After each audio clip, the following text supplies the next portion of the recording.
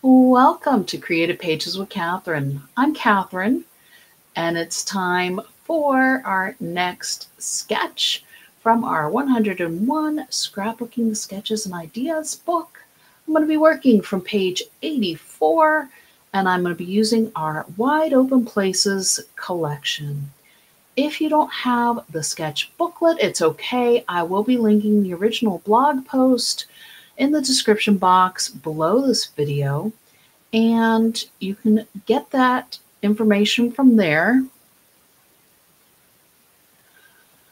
However, I am known for mixing it up a bit, changing things, and so you're going to want to probably make a couple of notes so that way you can see what I've done that's different from the original sketch and blog post. So let's get to it. Here's page 84. This is what I am doing. You can see we've got our mats, and I've cut a couple of strips as well as punched some circles for this one. Let me get my lighting adjusted, and I'm going to show you what we're going to be doing. Okay, so one of the things with this sketch, I guess I should show you again with the light up here a little bit. As you can see at the bottom here, we have all of these squares, and we also have circles on a border, and some of them are above and some of them are below. And then they've got some other circles and, you know, cut their photos to fit the circles. Well, I followed some of it. You're going to see, in fact, you can already probably see, but I am also working with some of our paper, so I didn't have to cut so many squares. So you're going to see, I am going to use from our texture pack, the paper with the brown leather aged look on it. The back side is the hay, and that's going to be the base for both sides of my layout. We are going to start on the left side, but first I need to do some cutting. I used our blue jean paper that came with this paper pack, and the back side has this really close-up of a material look to it. And at the top and the bottom of the page, there's kind of like a partial set of squares from the denim.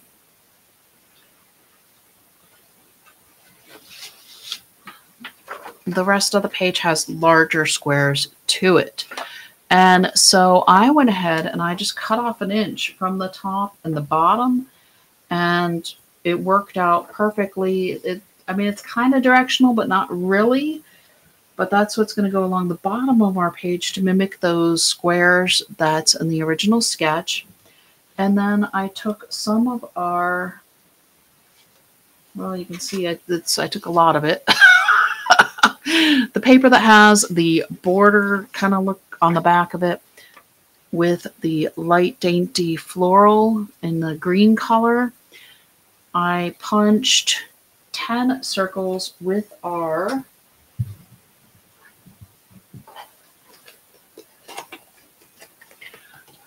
circle punch for that one. This is a 1 3/4 inch circle. It really makes it nice and easy to punch on that. And the base, I cut 1.5 inches from our cream colored paper here that has the metal roofing kind of look on the back of it. So otherwise I have mats, and I just use these 4 pages from our collection here. I need to cut off the tops and bottoms of my circles, and I wanted to go ahead and just show you all how I'm going to do that. So I'm going to line this up on my cutting line for my trimmer. I'm going to grab out my cutting guide here where it shows you how close you're getting to where the blade's going to be. I need to move this over just a hair. There we go. Still want to make sure I'm straight, but I also want to make sure I'm going to get off all of these knobby circles, if you will. There we go. And voila. So I did get a tiny little bit, I think, of the gray there, but not much. And then I'm going to go ahead and flip it over and do the same thing on the opposite side here. Grab my cutting guide, make sure I'm lined up with the gray and the circle part here. And then the other nice thing about our trimmer is the blade is tension. So when I push down on it, I can push down more when I'm cutting over the circle part and not when I'm going over this gray part in between the circles. So here we go. Just cutting that off, getting our circles as we go. There you go. Oh, that one got a little bit of the gray too. Well, it's okay.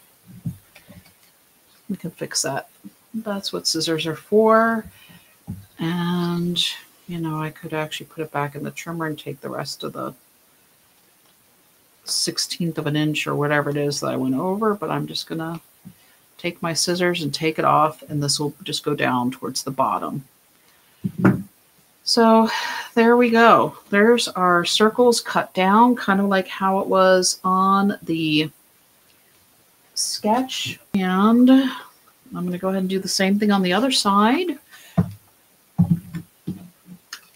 But on my other side, I only have 3. So there were 7 circles on my first side and 3 on this other side because this one gets covered up a little bit more with one of my mats. And it's my title mat. So I want to make sure people see the mat and I don't need as many circles. And you can keep those to use on a card or something else later. I am not. So it's up to you what you want to do with those. Okay. There we go. I think I went a little bit over. I overcorrected a little bit. That's okay. So my circles are bumping out a little more on this other side, but yeah. I'm okay with that. If, you know, I could take my scissors and go back over it, and that's something else you can do is you can always flip it over, take your scissors, and just cut the circles that way as well. I opted to do it on my trimmer just because I had so many, especially on this one side, it just made it faster and easier to take care of. All right, grab out my tape runners here. And let's get our denim squares put down and let's get our circle border put down. And I did use a little bit of repositionable tape to hold down my circles onto my other border. So that way it would stay put when I cut it, but also that's, you know, you want your circles to be on there. And that also helped to hold them in place for the cutting. All right, so there's that part of the page. It's kind of fun. I mean, it's definitely that mixed pattern look, which is fun. Let's see here. So I pulled in these 2 mats for this side, have, again, that dainty floral look to them. I pulled out the companion mats for the opposite side, and I'll show you the back sides of those coming up. So this one has that woven fabric look, and this one has a wood look on the back of it. Get these onto our page, and then we'll keep moving up the page here. This is going this way.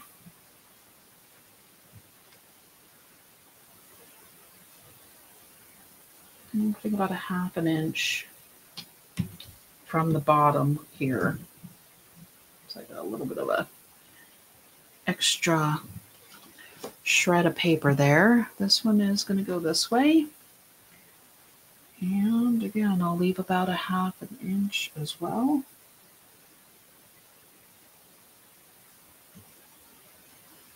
There we go. And then here I have, so I had a partial of one of our laser cut borders, and I took a 1/2 inch off of the left side and a 1/4 inch off of the right side. It just seemed like that's what fit nicely into the space. And then my oval is going to go over it. And this is the same paper I used for my circles, the dainty floral one that had the borders on the back. I used my second largest custom cutting system oval with the blue blade on the outside.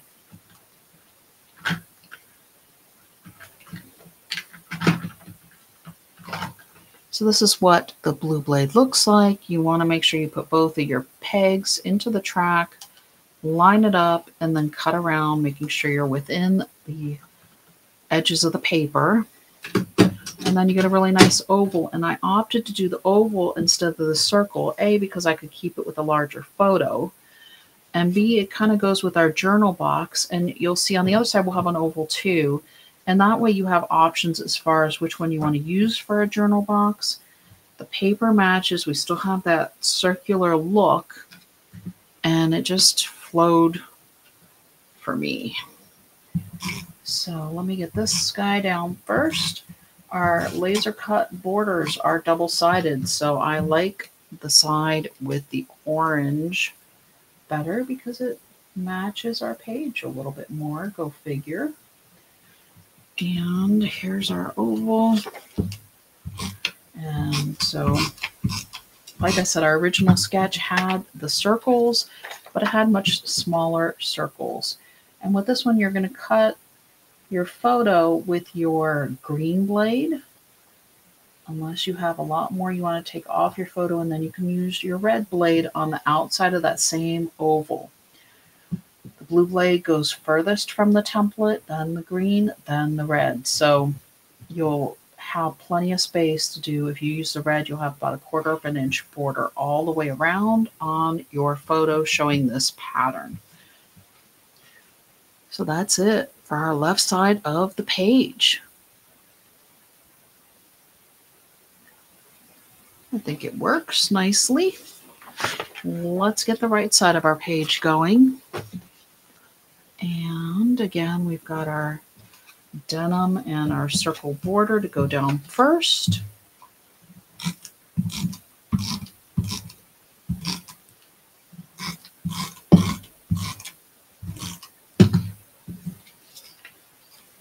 Okay. 1 inch and 1.5 inches. So this winds up being about a 2.5 inch border at the bottom of our page. The sketch is definitely a larger border. So here is our 4x6 mat, a little dirt, never hurt. The colors, again, y'all know I'm funny about color if you've seen any of my videos work. And here is the companion to the two we used on the other side. So our designers are very thoughtful. They put mats that go nicely with both the pages in the collection, as well as we can have companion mats. This one actually is going to get layered under a little bit for our one here. And then we have one more oval that's going to go up here as well. So kind of a mirror image of the other one. I don't know. Sometimes they match, sometimes they don't. Sometimes it's just what I feel like works better.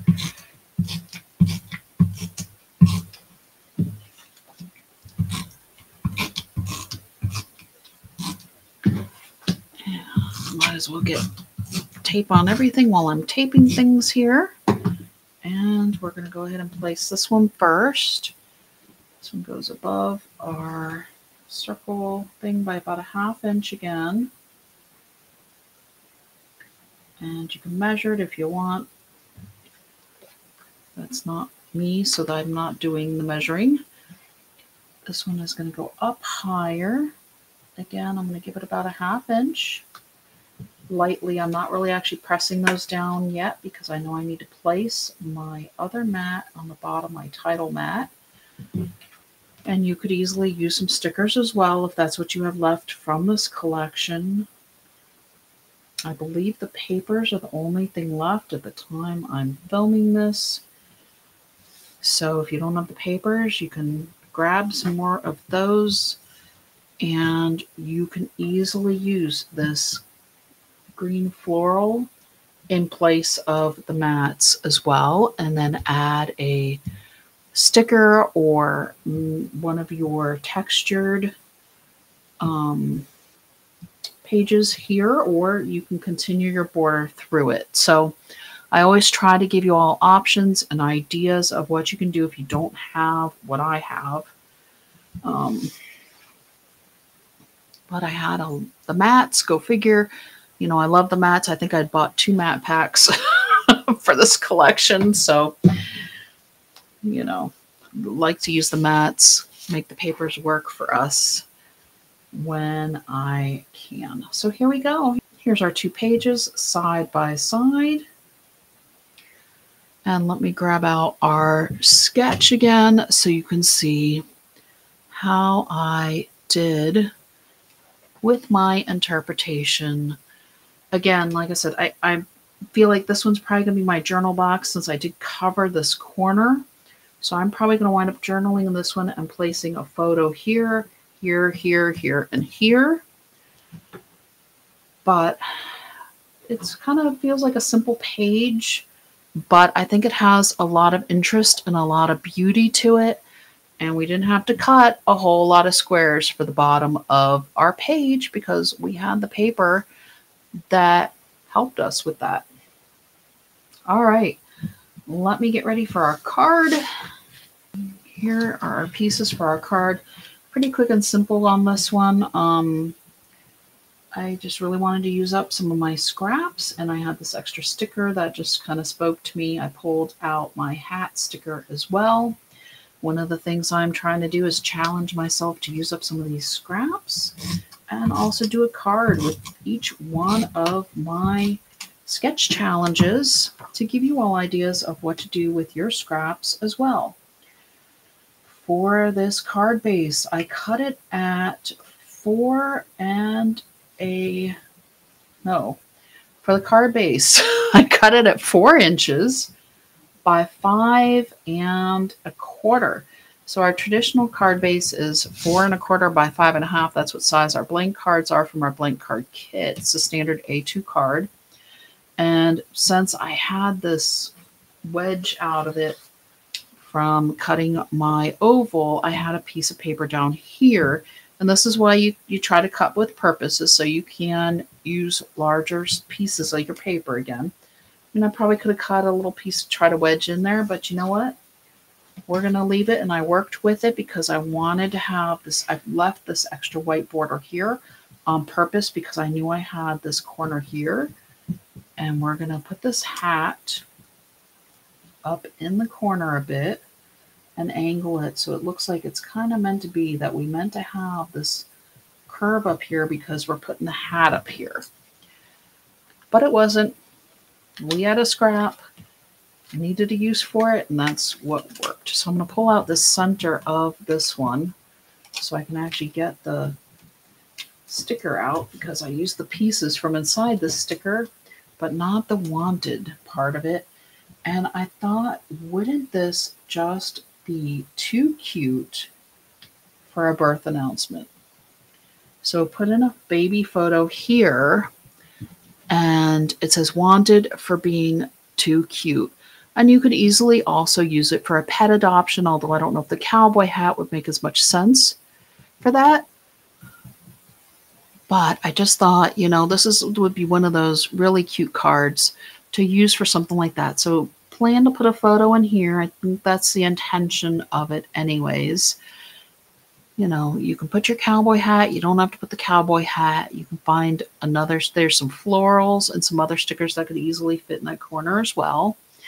But I just could not resist the thought of doing this as a birth announcement or just a baby picture and sending it to the grandparents. I'm sure they would love to receive a card like this. So there you go. That's it for page 84 from our book, using our Wide Open Places collection. And I hope I was able to give you all some ideas of things to do with this, and you can easily substitute other collections with the sketch as well. Until next time.